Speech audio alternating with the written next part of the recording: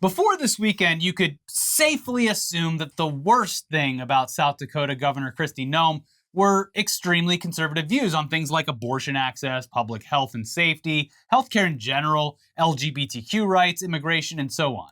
She's one of those politicians who has aligned themselves with the MAGA crowd and the rest of the far-right cranks in government, making a name for herself by sending the South Dakota National Guard to the southern border multiple times, signing a law that allows businesses to discriminate against gay people, restricting access to abortions within her state, fighting with local tribes and the federal government on numerous occasions in order to allow fireworks displays at Mount Rushmore, even though they'd been banned for over a decade because of wildfire risk.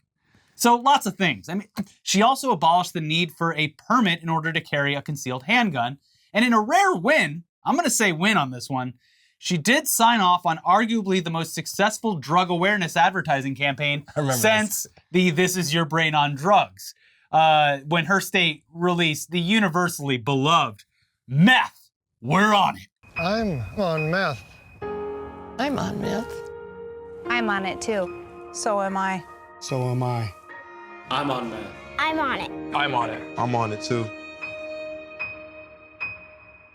Yeah, but all those things, they're only viewed negatively by her political opponents, both of us, and statistically a decent majority of the country.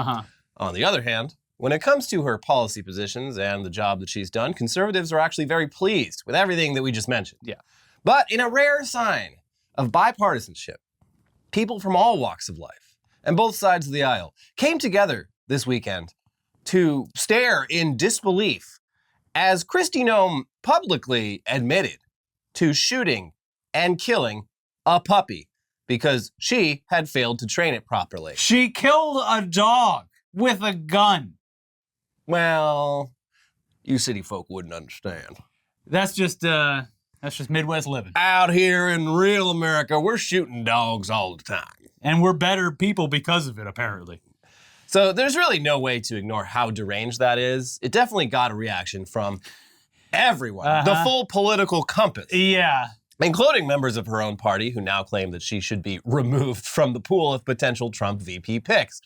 Which makes sense because she killed a dog with a gun and then told people about it willingly in a book in a way to, I guess, demonstrate that she's willing to make the tough decisions that leadership requires. It is one of the most bizarre attempts at either owning a story or attempting to seem tough because of something you did that I've ever seen or heard. Yeah, it's the kind of story that your average person wouldn't shoot a dog to begin with. Yeah. But even if they did, you'd have to waterboard that information out of them. Yeah. They wouldn't just give it away in a book. But yeah, by the way, the dog was barely a year old. Literally a puppy. This was not an old Yeller situation. She got frustrated because a literal puppy was being disobedient. So she took it out back. To what is now infamously referred to as the gravel pit. From now on. Yeah, taking it out to the gravel pit. Yeah. Something that is like just innocuous, but sounds way worse than it could ever be. The gravel pit. Yeah. Now, here's some of the original reporting from this past weekend, and then we'll get into the reactions. First, here's The Guardian. Cricket was a wire-haired pointer, about 14 months old, the South Dakota governor writes in a new book, adding that the dog, a female, had a, quote, aggressive personality and needed to be trained to be used for hunting pheasant. What unfolds over the next few pages shows how that effort went very wrong indeed, and remarkably, how Cricket was not the only domestic animal Noem chose to kill one day in hunting season. Noem's book, No Going Back, what a great title, No Going Back. There's no going back from this, Kristi. Noem's book, No Going Back, The Truth on What's Wrong with Politics and How We Move Forward, Shoot more dogs. How We Move America Forward, will be published in the US next month. The Guardian obtained a copy. She includes her story about the ill-fated Cricket, she says, to illustrate her willingness in politics as well as in South Dakota life to do anything difficult, messy, and ugly if it simply needs to be done. That's one way of putting it. I know, it's certainly a take. By taking Cricket on a pheasant hunt with older dogs, Noem says she hoped to calm the young dog down and begin to teach her how to behave. Unfortunately, Cricket ruined the hunt, going out of her mind with excitement, chasing all those birds and having the time of her life. Did you try training it first? It was having the time of its soon-to-be very short life. So she goes on to write about how the dog had so much energy. Oh my God, a puppy having a ton of energy? Wow. It's so much energy that it escaped her truck on the way home. Okay, whose responsibility was the truck? Escaped the truck on the way home and started chasing and attacking some chickens. So she paid the family for the birds that the dog killed and added that through it all, Cricket was the picture of pure joy. I hated that dog, Noam writes, adding that Cricket had proved herself untrainable, dangerous to anyone she came in contact with, and less than worthless as a hunting dog. At that moment, Noam says, I realized I had to put her down. Noam, who also represented her state in Congress for 8 years, got her gun, then led Cricket to a gravel pit. It was not a pleasant job, she writes, but it had to be done.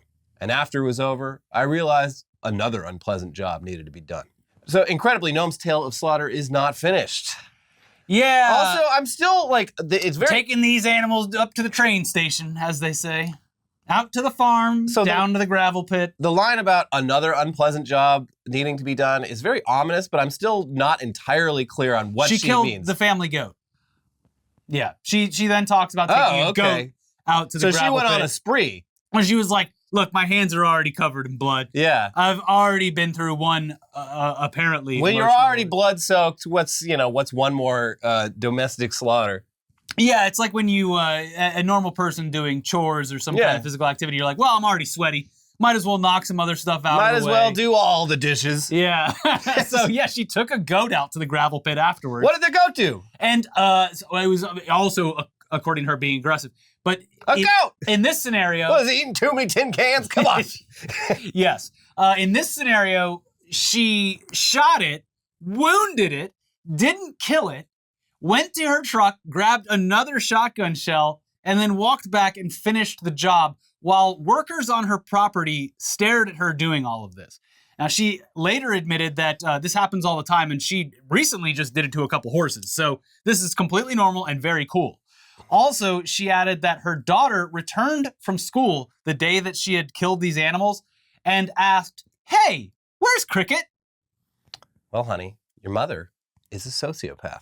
Yes. And has a urge to kill that sometimes becomes too unbearable. She said, here in South Dakota, we do things a little differently. And then she took Cricket's blood and rubbed it on her daughter's face. Mm-hmm.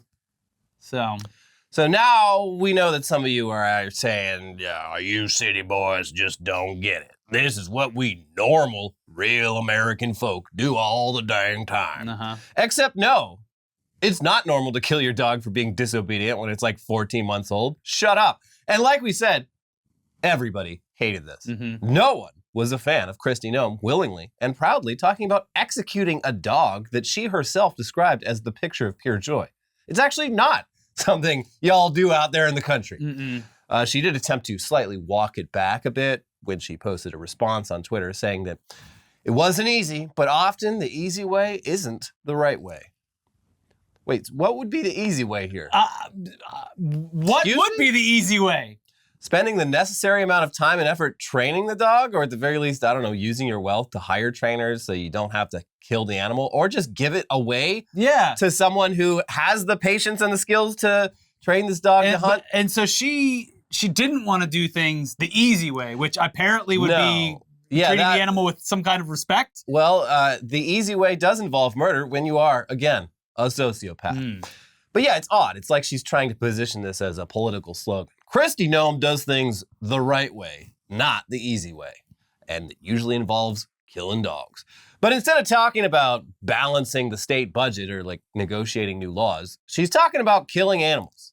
Yeah, it's bizarre. Now, there are others who are convinced that she told the story in her book because it was already well known and even worse sounding as the story made its way through political circles. And by taking ownership of it and telling it in a way that she thought would make her look brave, that it wouldn't be used as an attack against her if she were picked as Donald Trump's running mate. Wait, the real version of this is, how could it even be worse? Well, according to her own admission, there were people present that saw her do this, so I'm sure that story is out there. Did she torture the dog first? How could this be worse? I think she's... Look, I don't know, but I would assume that by telling the story in the book, she's adding a emotional weight to it that makes her seem less fucking psychotic by doing it. It's the opposite of an emotional weight. It's like the lack of emotion. Well, she wrongly thought that she was portraying it that way. Yeah. But here's from the Associated Press. South Dakota Democratic Senate Minority Leader Reynold Nesiba considered the disclosure more calculated than stupid. He said the story has circulated for years among lawmakers that Noam killed a dog in a fit of anger and that there were witnesses. He speculated that it was coming out now because Noam is being vetted as a candidate for vice president. Quote, she knew that this was a political vulnerability and she needed to put it out there before it came up in some other venue, he said. Why else would she write about it?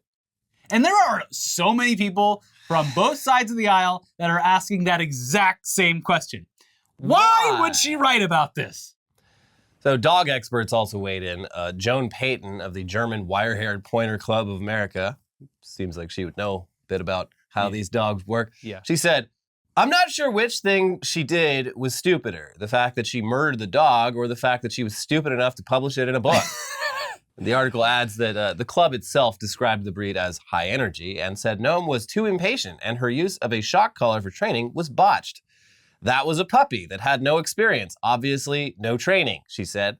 If you know a minuscule amount about a bird dog, you don't take a 14-month-old out with trained adult dogs and expect them to perform. That is not how it works.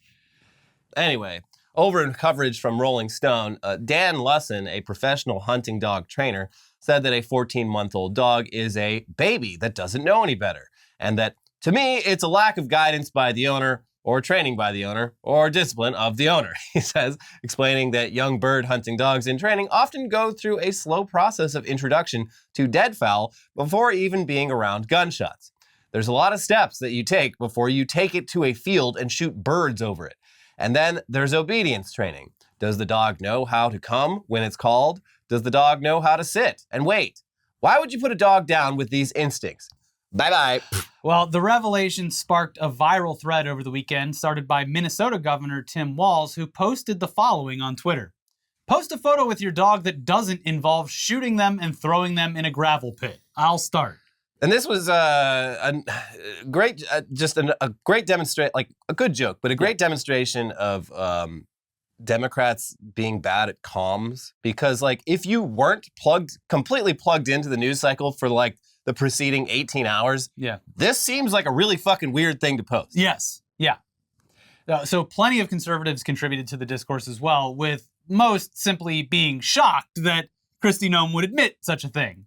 Though that does play into the theory of getting the story out there so that it wasn't used against her. Former Trump White House staffer Sarah Matthews tweeted, when I saw tweets about Kristi Noem murdering her puppy, I thought to myself, damn, one of the other VP contenders' teams found some oppo, until I realized she wrote about it in her book. I'm not sure why anyone would brag about this unless they're sick and twisted.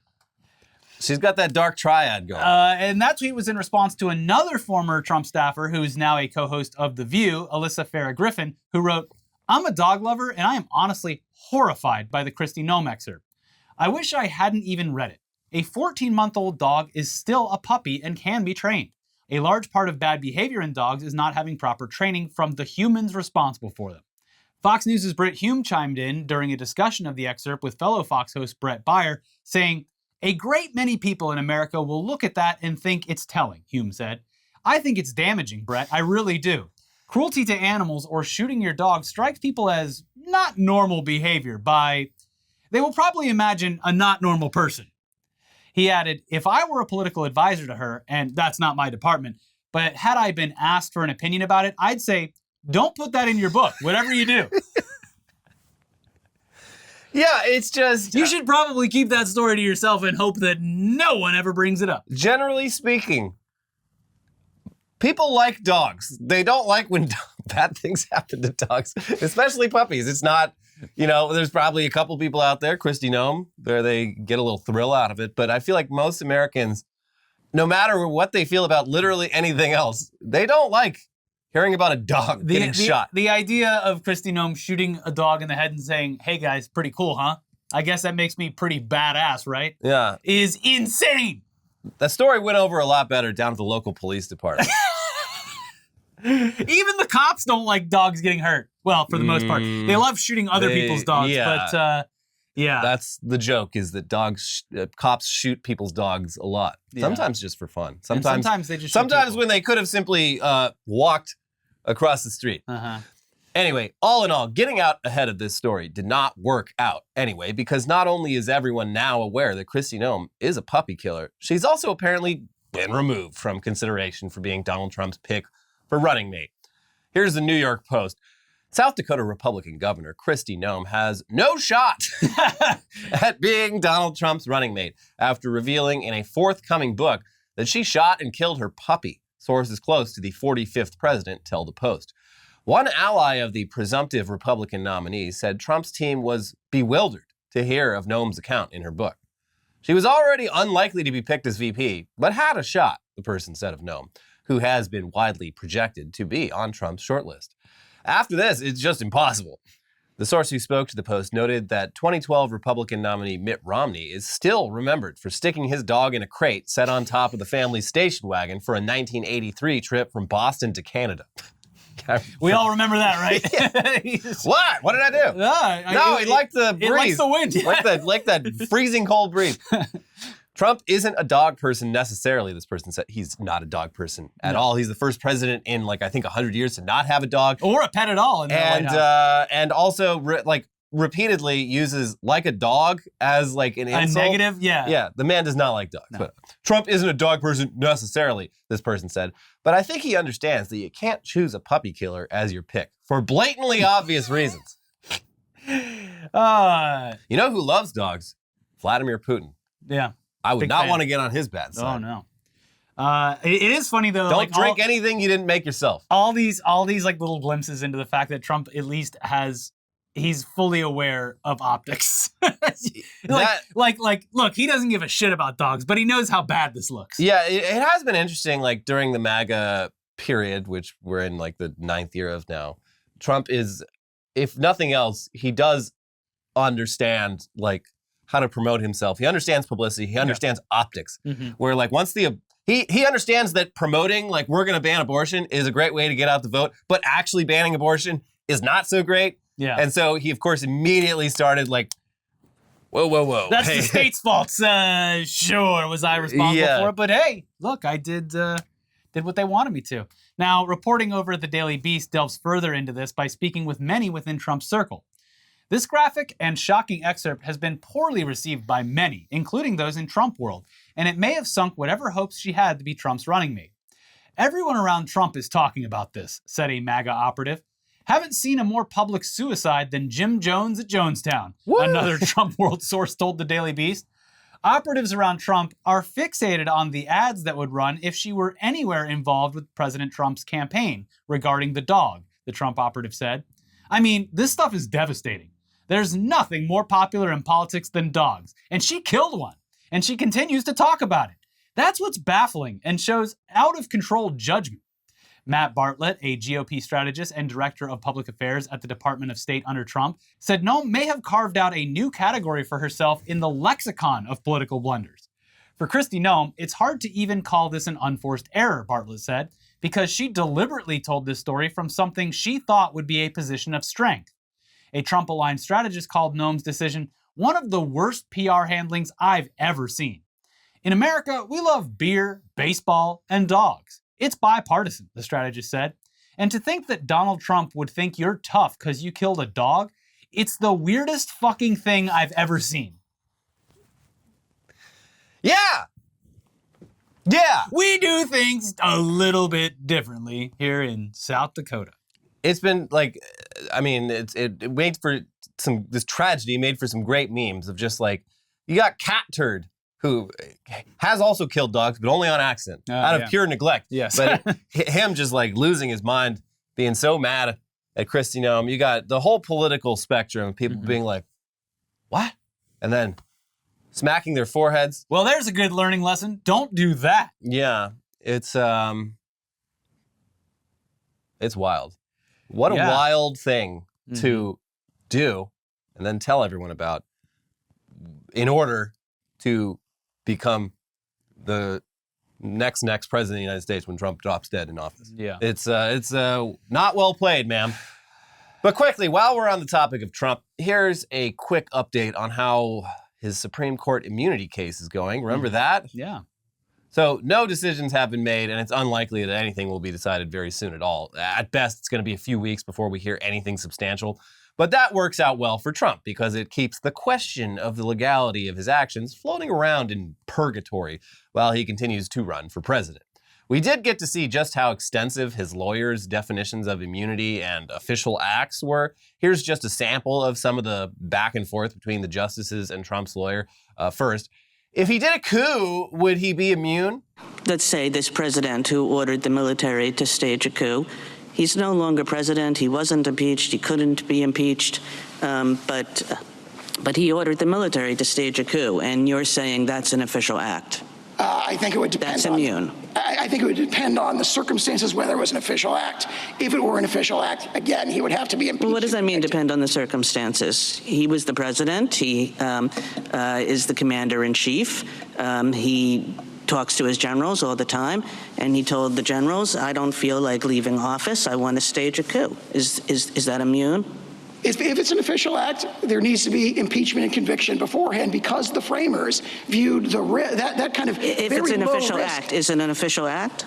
If it's an official act, it's impeachment. Is it an official act? On the way you've described that hypothetical, it could well be. Kagan also asked if the president could legally sell nuclear secrets to a foreign adversary. If a president sells nuclear secrets to a foreign adversary, is that immune? That sounds like, similar to the bribery example, likely not immune. Now, if it's structured as an official act, he would have to be impeached and convicted first before. What does that mean if it's structured as an official act? Well, I don't know in the hypothetical whether or not that would be an official act. You'd probably have to have more details to apply the Blazing Game analysis or even the Fitzgerald analysis that we've been talking about. They then pushed these scenarios to the limit, asking if Trump ordered the assassination of a political rival, would that be considered an official act and give him immunity? If the president decides that his rival is a corrupt person and he orders the military or orders someone to assassinate him, is that within his official acts that for which he can get immunity? It would depend on the hypothetical, but we can see that could well be an official act. It could. So yeah, obviously pretty scary stuff that is, so far, just hypothetical. And according to most reporting, people seem to believe that the court will reject the absolute immunity claim, but they agree that the longer this Supreme Court case takes, the more Trump benefits from it regardless of the outcome. And the court will revisit these arguments in mid-May, but again, it's unlikely that a decision will be reached by then. Yeah, I did think it was interesting how we have 3 liberal-ish justices on and they were all just like, hey, I finally get to put on my what did the founders think hat that the rest of you freaks have been wearing your whole careers and ask why in 1783 or whatever, when the Constitution was written, why did no one think to put this there? Yeah. And they pointed out like multiple examples, like there were immunity clauses in like state charters and stuff. It's like weird that the founders, this must have slipped their mind. But this court, which now operates on a like crystal ball of like what would Thomas Jefferson think, is entertaining this ludicrousness. Anyway, let's lighten things up a bit and talk about the guy in New York City, my new hometown. No, I did have a great time though. The guy in New York City who ate a whole tub of cheese balls while a massive crowd cheered him on. He was wearing a mask, and it did happen this weekend, so it could have been you that ate the cheese balls. We'll never know. So over the past week or so, flyers started popping up around New York City, instructing people to meet up in Union Square Park to watch someone eat a bunch of cheese balls. The guy was wearing a balaclava, so you know he was serious. Yeah. People love this kind of absurdity, so of course a crowd showed up, and it appeared as though everyone had a great time while this guy ate his cheese balls. Just something to do on the weekend. Although, I mean, so there was the chicken guy. We'll get to it. Was that Boston or Chicago? It wasn't New York. You're way off. You're way off. Philadelphia. Okay. And you are going to get justifiably destroyed in the comments section by all of our beloved Philly fans. Everything east of the Rockies, it's just blah, blah, blah, blah, blah. Why? Over here, our states are squares. And it makes it easy to remember them. They're square and they're big, and there's not a million of them, all with arbitrary river-shaped borders. New England? Anglophiles. Get out of here. Yeah. New Jersey? Where's the old Jersey? Honestly, it wasn't like this was an unthinkable amount of cheese balls either. It was a big tub, but it wasn't ginormous. This guy's going to be pooping. I certainly would not like to be there, but it's not unmanageable for your typical American. But people love a spectacle, and that's what they got. However, as we alluded to, New York City's Cheeseball Man has upset some people. And those people are the residents of Philadelphia, Pennsylvania, who are now claiming that Cheeseball Man is just a complete ripoff of their own local folk hero, Alexander Tominski, a.k.a. the Chicken Man, who ate an entire rotisserie chicken every single day for 40 days. And they're correct. Here's local outlet The Philadelphia Inquirer. Across New York, a grassroots campaign to watch a guy eat an entire jar of cheese balls at a park is building momentum, to which Philadelphians are saying, yawn, been there, done that. Soon after word spread, Philadelphians weighed in, as we do, challenging the campaign's originality. New York is just ripping off our Chicken Man. Philly resident Eric Fink wrote on X, formerly Twitter, "Be original, NYC. Rip off or not, Tominski isn't mad about it. Sometimes people see something they thought was cool and want to put their own spin on it," he told the Inquirer. "There have been a handful of people that have copied what I did at this point. I can't find a reason to be mad at it. That doesn't mean Tominski thinks it will necessarily go well. The only thing that made the whole thing I did impressive was because of the support of Philadelphia," he said. "New York is not Philly, which means that the whole eating cheese puffs thing will not be as impressive." So it looks like New York lifted a giant middle finger to the Chicken Man and to Philly because they turned out in droves to watch this man eat his cheese balls. Yes, they did. In response to the success of Cheeseball Man, Chicken Man cleared the air regarding the comparisons once and for all, tweeting a photo of a local news report and adding, "It can't be a ripoff because this cheeseball guy didn't eat them for 40 days. Also, was clearly a party. Everyone on that pier was simply there to see me go to war. Very different. Hashtag Philly." And he was right because the original flyer said, not a party. Yeah. And this new one in New York, clearly a party. Seemed like a party. And he didn't do it 40 days in a row. Yeah, completely different. But I do love that before the event, Chicken Guy from Philly was like, "We do things differently here in Philly. We turn out for our local folk heroes. Not like those lazy assholes in New York. No one's going to show up for this." And it shows up and he's like, "All right, well, it's different actually." He didn't do it for 40 days. And also, he made a party into the whole thing. A spectacle. I was there going to war against these chickens. Listen, I will say this. I was in New York this weekend, and I managed to get there like exactly as basically winter transitions into summer. It was like pretty chilly first half of my trip there, and then it was like fucking 80 degrees out on the second half. And yeah, the people who actually live in New York, they were all out on the town. It was bustling. All the parks were full. What a beautiful weekend. I went to Central Park, and it was a sea of humanity. And I imagine that Union Square Park, or wherever this was, there was probably already a lot of people out there enjoying the sun, enjoying their Sunday. And that could have helped a bit. Whereas the Philly guy, he did that like out on a fucking pier, out in some like just dilapidated post-industrial hellscape where you really had to go out of your way to see the Chicken Man. Sounds like you're making excuses for the city of Philadelphia because you feel a little bad about talking shit about them. No, I don't. I am on Chicken Man's side here. All right. Well, anyways, let them fight. It is the best, most harmless city rivalry we've seen in ages. It's like saying, wow, those guys shoving free CDs in people's faces on Hollywood Boulevard. Nobody does it like Hollywood, baby. They're so popular. Look at these crowds that they have assembled to see them push CDs in people's faces and then charge them money for it. He is getting cheered on by at least dozens of people, the Cheeseball Man in New York. And, dozens. There are dozens of them. So I mean, nothing against this. I'm just saying, Philly, this is a little, seems a little bit unoriginal. And look, the Philly guy, he's got a lot of good points. I will fully support the charity boxing match between Cheeseball Man and Chicken Man to once and for all show who is the better city. No, there's no need. Cheeseball guy just got to do this 40 more times. Okay. That's all that needs to happen. But speaking of New Yorkers desperate for attention, we somehow have an update regarding George Anthony DeVolder Santos. Again? Mm-hmm. Yeah. If you missed our last episode, the latest on Santos was he dropped out of the race for New York's 1st congressional district, where he was running as a MAGA independent.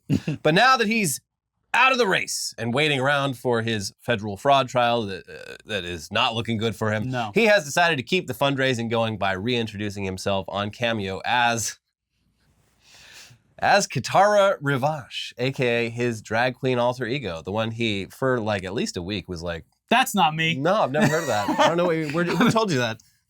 Hearing about this character for the first time. It's The one that he attempted to deny the existence of in the face of like photographic and video proof. Yeah, and other people who were like, yeah, that's him. We were hanging out. It was a great time.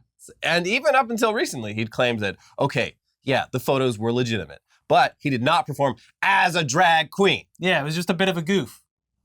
Well, he's obviously low on cash, so he is now doing custom Cameo videos in character as Kitara Rivash. And here's the info from his page.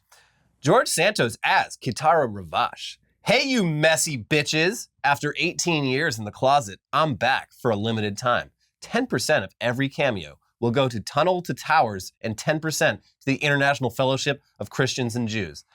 That money is not going anywhere except into George Santos' bank account. Yeah, the limited amount of cash that this will actually make is going straight to his pocket. Yeah, I love that he still thinks he can do that.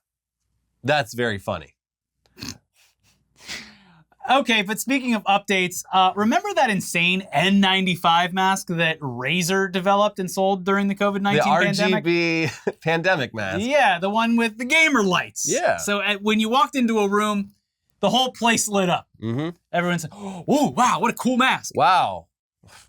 I think that guy's a gamer. And if you wore it on a plane, everyone would be very upset because you're keeping them awake. Yeah. Because while you're breathing your fresh air, the whole plane is lighting up like a disco. Well, it turns out they're probably not all that safe. And the surprisingly large number of people who bought them actually just own a light-up prop and not a medically safe filtration system for your face. Now, Razer is being forced by the government to refund over $1 million worth of orders that were fulfilled for the RGB face mask for gamers. Here's The Verge with more.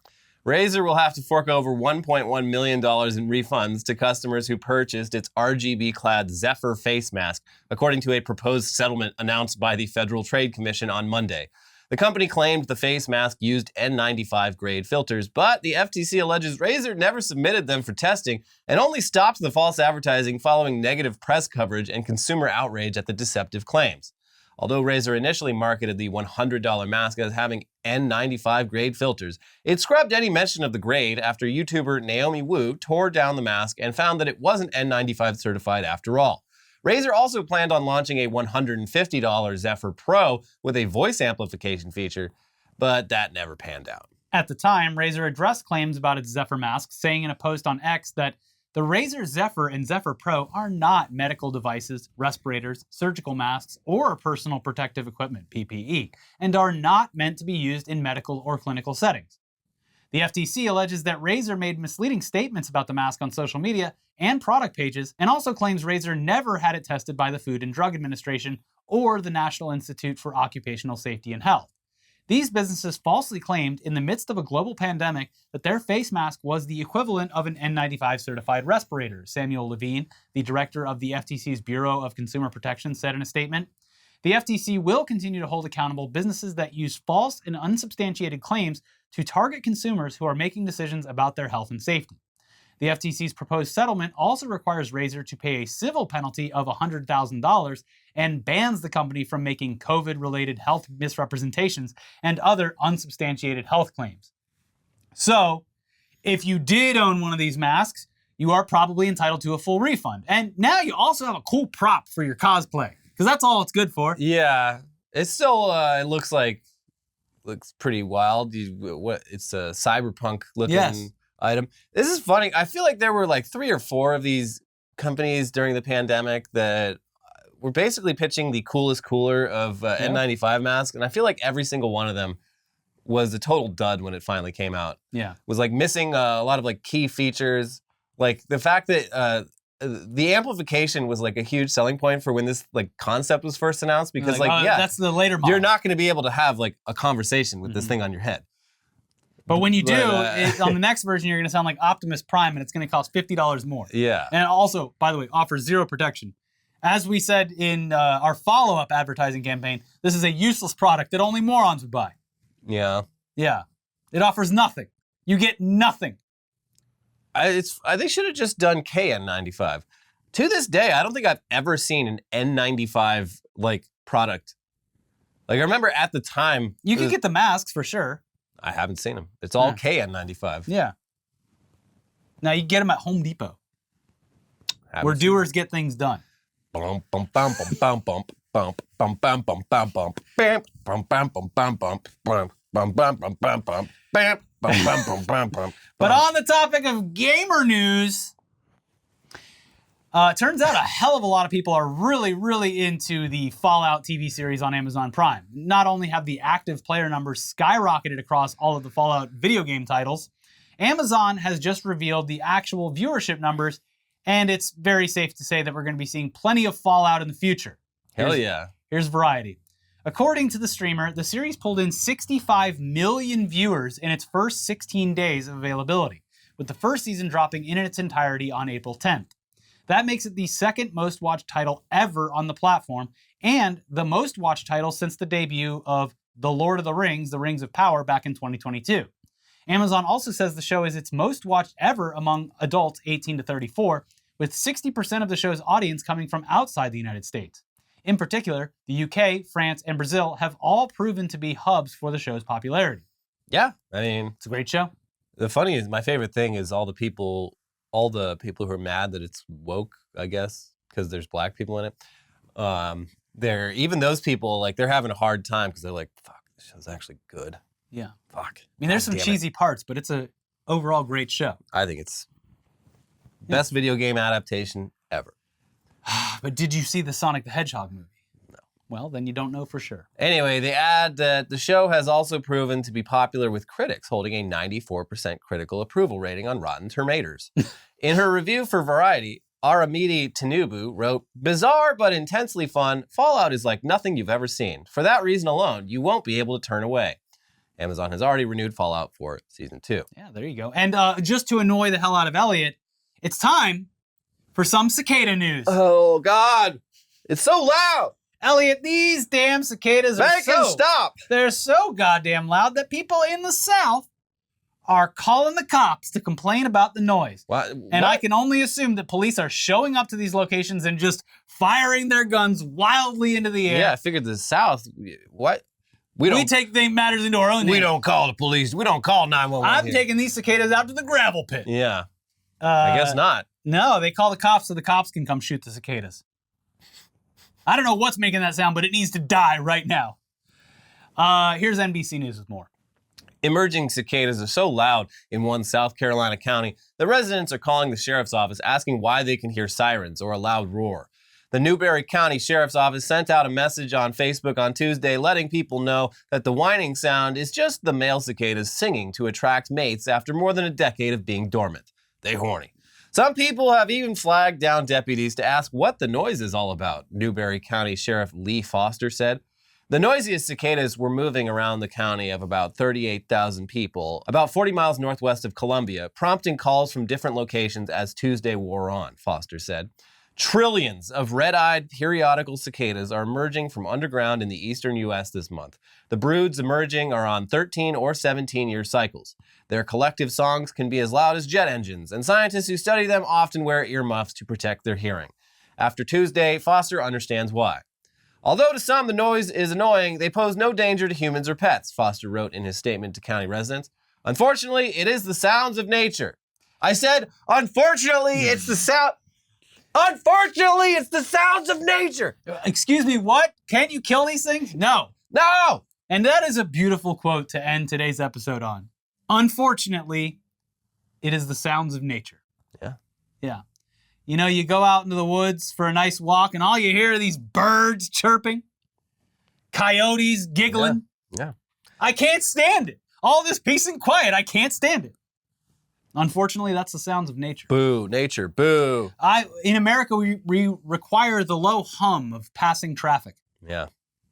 Just that constant droning sound to... Things get too quiet. That's when things get scary. You can't have... That's why we need to live in cities. Yeah. Because the quiet will kill you. Quiet. I've seen The Quiet Place. Yeah. Yeah. Too quiet. If Look, if I was in the Quiet Place universe, I would simply wait until trillions of cicadas emerged Yeah. from the ground to offer cover so that I could move around unfettered. Yeah. Why didn't Office Jim think of that? Stupid Jim. Hey, where's your fucking positivity show, you asshole? Yeah, didn't he get like millions of dollars for that? Well, Office Jim got the bag and left. And that's the real positive story. yeah. But you know what else is positive? Giving this video a thumbs up. Click the like button right now. Not only does it help engagement, it also makes you feel really good. It does. Yeah, It's the sound of nature. that's the bing. Wow, the beautiful sound, the unmistakable sound of nature taking its Let me course. get out my birding goggles. I'm gonna kill that bird. Like the video. No sponsor, you're the sponsor. Click the join button to support the channel today. Click the join button, click the like button, leave a comment, reply to a comment, and if you're feeling frisky and you haven't watched them already, watch our 2 previous videos that are popping up right over here, and we'll be back. Guys, full schedule this week. Next week's gonna get a bit weird, but this week, 4 videos. Can you believe it? Yeah. So stay tuned. We got more videos coming up for you in just a little bit. Watch our other videos and we'll be back soon. Bye. Bye.